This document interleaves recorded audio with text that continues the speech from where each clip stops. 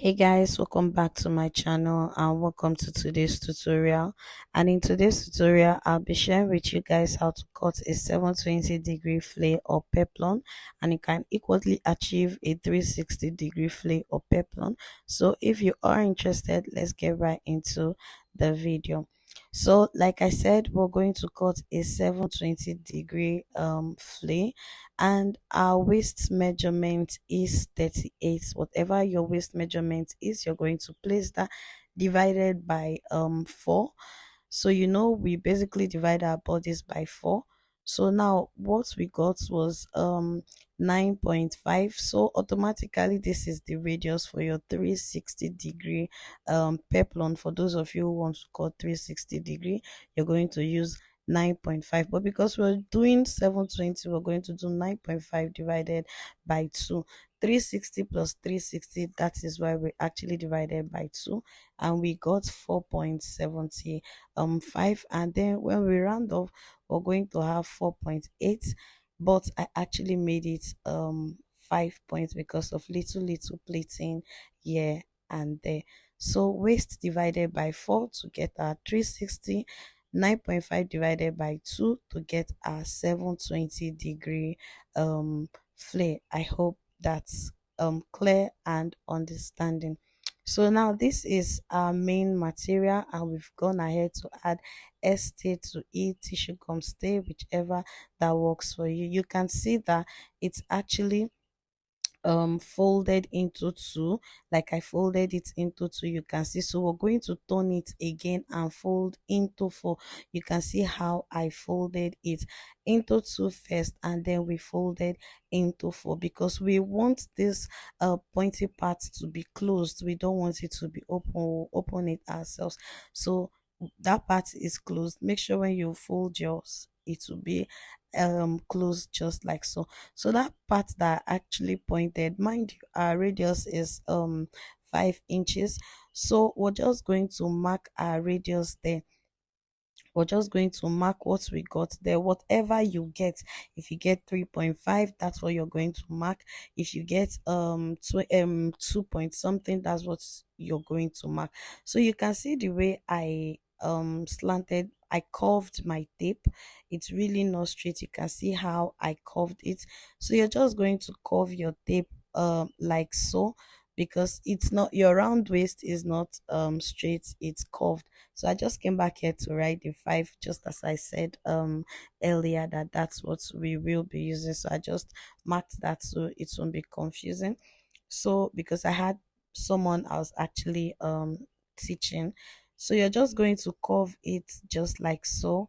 So mind you, our round waist is not straight, it's curved. So you're just going to curve your tape like so, and then you're going to mark the point that I just marked. So because it will be difficult for you to mark it all the way around while holding the tape, so this is what I did. From that point where I have marked, after curving it, I'm trying to be sure that point that I have marked, I'm just going to take the tape and just know what I have there, and I'm just going to make it round.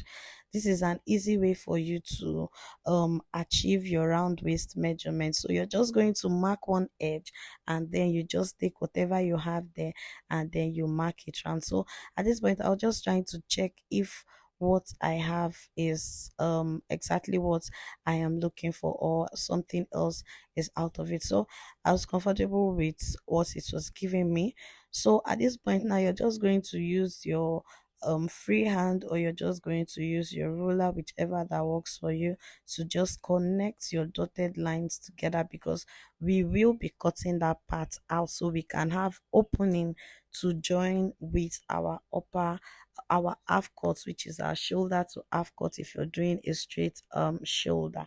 So now, if you're working for an adult, you can actually, in whoever you're working for but not a child, you can actually use 7.5 inch, or you can use 7, you can use 6 as well. I really don't like my peplon going below 23. So you can use 7, you can use 6.5, you can use 6, you can, but if you're working for a child, you can use 4 and 4.5, whichever that works for you. So I'm just trying to make my dotted lines to be more connected, so I'll know how to cut out. So you can see that I'm not cutting on the dotted line, I'm just cutting from the back. So I'm doing this so if it's not straight, it will be easy for me to trace out. I told you earlier that this part that we connected was still going to cut it out so we can have the space to join with our half cut. So this is what we have. So now a double of this is what actually is going to give us our 720-degree peplon. So this one that I've actually cut out, we're going to use this one to cut on another fabric. So now I have folded it again just like so, and then I am going to place. Now you're not calculating anything, you're not doing anything, you're just going to trace out, because basically you've done all the work on the first one. So you're just going to cut out just like so. Take your time and watch it again, and you'll see that it will be easy for you. So you're just going to, this is what we have, and this is our second. So automatically we now have our 720-degree peplon offlay. So now this is our lining. Like I said, just as you did for the second one, you are going to do exactly the same thing for the lining. It's not difficult, you're just going to trace out. The first one was the one you're calculating anything out, but every other one you're just going to trace out and you cut. And you have both 720 for your lining, and equally have 720 for your flay as well. So this is what our main material and our lining looks like. So I actually topped all together.